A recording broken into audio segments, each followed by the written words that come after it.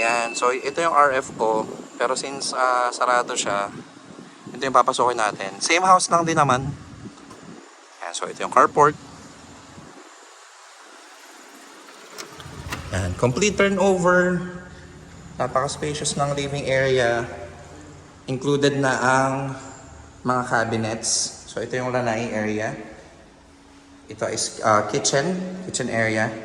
And may TNB din dito sa baba. Papansin nyo, ito yung service area niya. May naka-ready na din dyan na sink. Ayan, so napaka-lawak din nito. Single detached lucerne. So ito yung side setback. Ayan. Kita nyo naman, open plan lang to. Kaya pwedeng dito na yung dining. Then, dyan yung living. So, may one bedroom dito sa baba. Yan, kung may mga elders kayo. Or pwede din naman guest room. Ngayon naman, akyat tayo sa taas. Yan, napaka-spacious din ang hagdan. High ceiling. Maganda, may malaking window dyan.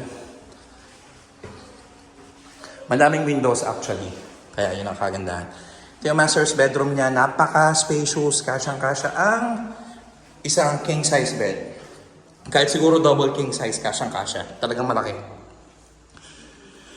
Tapos meron ding daan papunta sa compact or mini balcony. Ayan.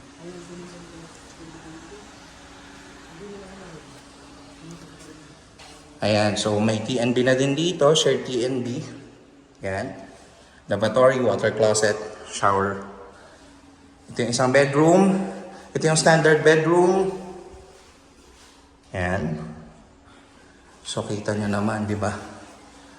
So, and the third bedroom dito sa taas. Ayan, so kung naghanap kayo ng RFO dito sa Lipa City, na maganda yung location, very accessible, you can contact me at 0936-994-2387. Actually, we handle all developers around the area. So, kung may iba pa kayong inaay, let me know so we can assist you. Ayan, so, nakita nyo na, talaga namang napakaganda. Ayan, so kung RF ang hanap nyo, eto na yon.